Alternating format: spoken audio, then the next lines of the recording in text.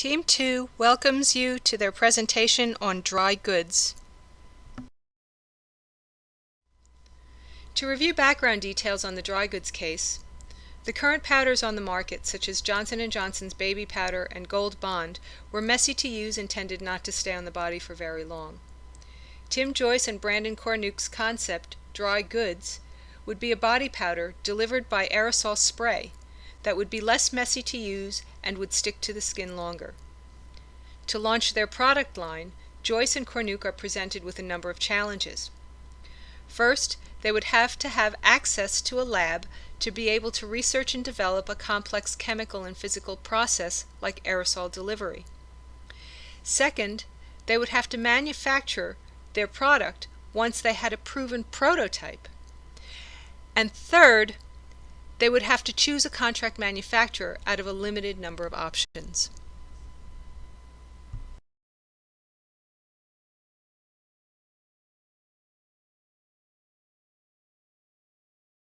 Question 1. Which contract manufacturing option has the most attractive financial benefits? As Joyce and Kornuck must test the market to see if they have a proven prototype, their initial choice of manufacturer will be either CSC or Yangtze. The financial benefits gained will depend on the manufacturer they choose and their confidence in the unproven prototype. If they aren't very confident about how their product will fare, then CSC has a low minimum order requirement, and the financial benefit is only gained if the market test fails, in which case the cheapest option was used and they didn't lose as much money as they would have with Yangtze. If they are confident, Yangtze is the contract manufacturing option which offers the most attractive financial benefits, in that it is the cheapest option with the best revenue realization on investment before going into a full-scale production.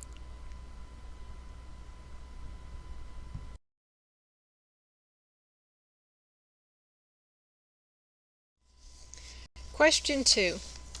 What are the complications and benefits associated with entering into a manufacture of dry goods outside the United States? Complications include loss of control over business operations due to distance, delays due to slow issue resolution. Both of these are actually due to distance.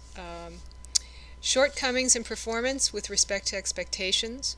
This issue may sound like disappointment, but it is probably more like insufficient budgets, lack of backup plans, and substantial losses.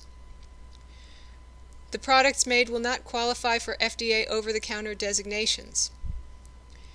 Barriers created by cultural differences such as language, government, and labor or product standards. Cost of mitigating risks may defeat the purpose of outsourcing. Hidden costs, which is anything not covered by the contract and will be the basis for Joyce and Kornuck to pay the additional charges. Bad publicity and ill will. Outsourcing is often thought about in different ways. If they live in a community where their friends and neighbors lost their jobs due to outsourcing, morale may suffer around them. They may think the founders are putting economics and political interest ahead of doing the right thing. And security of intellectual property. When outsourcing business processes, there's always a risk of theft or hacking of intellectual property.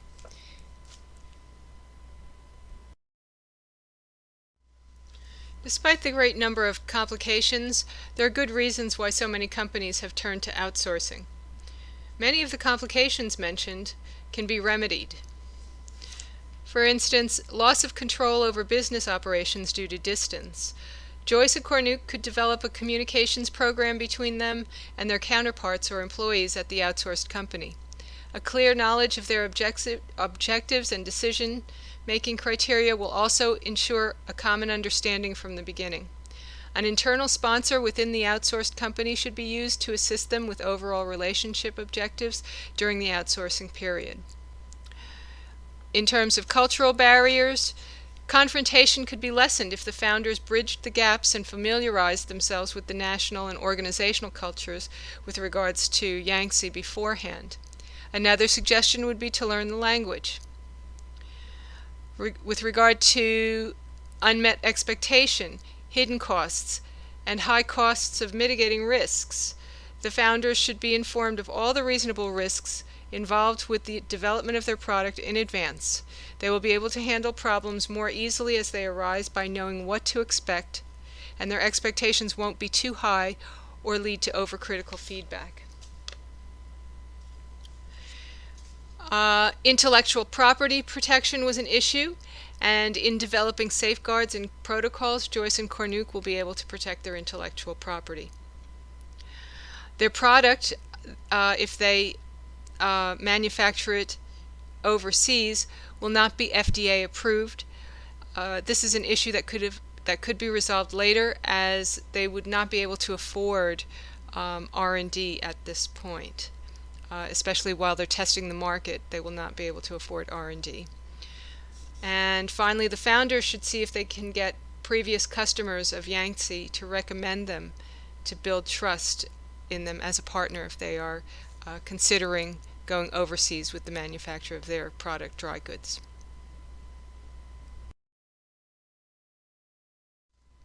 The benefits associated with entering into a manufacture of dry goods outside the United States include a managed cost structure, access to skilled resources, increased efficiency and competitiveness, savings on infrastructure and technology, a better quality product, company growth.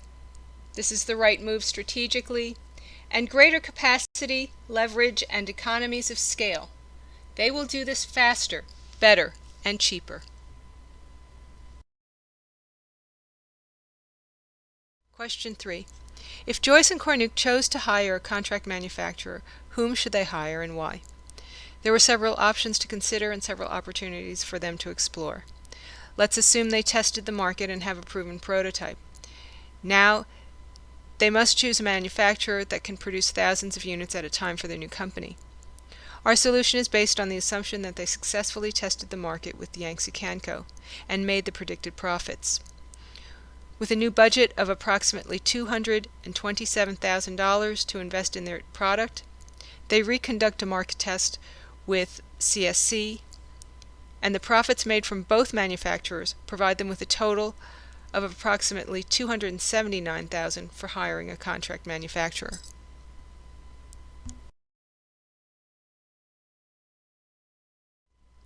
We thought Joyce and Cornuke should hire King Custom to manufacture their product. King Custom is the industry expert in the manufacturing of personal products, and the option to make a medicated product will be available. King Custom has other significant amenities besides manufacturing expertise, such as low defect rate, the possibility of making any other brand extensions they invent later, an R&D lab, the lowest lead times for finished product delivery, a location within driving distance giving Joyce and Cornuke an opportunity for greater involvement with production, full-scale capacity, and pricing that decreases by 5 cents a unit at full-scale production. A profit analysis shows that King's low lead time provides an opportunity for the company to make significantly higher profits.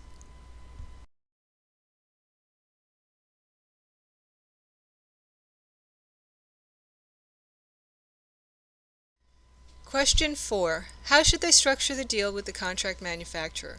Should they try to own the formula? In dealing with King, Joyce and Cornuke should own the formula. The fee for R&D is high, but King's R&D lab is well respected and will definitively develop their product. If things don't work out with King, they will have the ability to move on and the freedom to start over. They should make sure King is held accountable for honoring the 8-week lead times for finished product delivery, as it was their low lead times that provided the opportunity to make significantly higher profits. They should include a penalty clause in the contract to cover incidents, and they should make sure the contract details specifically outline what will be paid for, so that as long as they get their deliverables, they will pay for them. An alternative option that the founders had for introducing dry goods to the market was to pitch their idea to an already existing company that sells items in this type of market. However, the downfall of this would be that they would be forced to give up full ownership of the product, which was originally their main goal. This could be the less risky choice, with possibly lower expenses. However, it doesn't allow them to follow through with their entrepreneurship plan. Another option would be intrapreneurship, which is essentially entrepreneurship, but you pitch a product or idea from within an already existing company. This could benefit the founders in several ways because they will have the bonus of joining a brand that already has brand loyalty and an established following. This leads to the possibility of getting their product to the top of the market more quickly than if they had built their own brand from scratch. Entrepreneurship is a legitimate path because it takes away from the independence and excitement of starting the business for oneself. If the two founders are okay with delaying their own project for potentially years, and then running into potential political issues at a larger firm, they could continue down this path. Entrepreneurship might work better if they could find a firm that is highly creative and innovative and would be open to their ideas initially. The returns within entrepreneurship wouldn't be as great either. The possibility of licensing their idea to a company, like Under Armour, successfully would be most favorable if they nailed down the formula in advance. If the founders decided to license the idea without owning the formula, chances are Under Armour is going to want to own the formula, and they would be making a larger profit than the founders. The founders would be able to license their idea to Under Armour successfully if they patented the idea first. If not, then Under Armour would most likely take the idea from themselves, and the founders' goals of becoming successful entrepreneurs comes to an end. If the founders decide to take the route of entrepreneurship, there are several successful ventures that they could look to for inspiration. One such example comes from the Massachusetts Department of Correction, where a guard suggested that they store inmate photos in a different way. He actually suggested using digital cameras instead of traditional film. With this innovation, he helped save the Department of Corrections $56,000 in film on their first year of implementing his design. A second, more well-known example comes from Google. This company actually allows personal projects. They actually enforce a rule that employees must dedicate a certain amount of time per day to a personal project. This actually promotes entrepreneurship within the firm. Gmail itself is a perfect example of a successful entrepreneurship. It was actually a personal project created by one of their employees, and it was the first email to allow users to keep all their mail without deleting any to stay under the limit. These are just two examples of innovative firms that promoted entrepreneurship innovations. Conclusion. Joyce and Kornuk have so many decisions to make. Should the founders walk away from dry goods now and look for full-time jobs? Should they take their idea to a company with the resources and expertise to develop it? Or should they start their own company and choose a contract manufacturer that would give them the best chance at success? Our case findings had revealed several paths for getting dry goods to market, from a brand management role within an existing company that made similar products to hiring a contract manufacturer. Hiring a contract manufacturer right away meant they would have to use a number of manufacturers before arriving at a point where they could use the right one that would make them successful.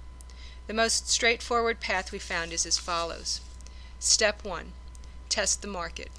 Joyce and Kornuk don't have to test the market, but we assume they should anyway with their current prototype. We assume that they are confident about their product enough to try temporarily manufacturing it overseas for the benefits gained in cost-effective production. After the tests, they will be more aware of their market and have more experience and more money. Step 2. Choose a manufacturer to successfully make dry goods the way they envisioned it.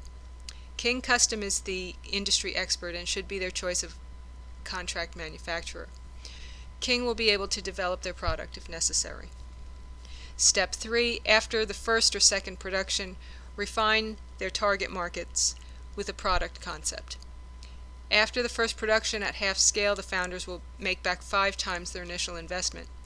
They should carefully evaluate their targets, as this would be a time they could invest in several market strategies. And step 4, try a production at full scale or develop a medicated prototype. Within the first year, profits should allow them to either redefine their product or develop a new one, such as a medicated prototype.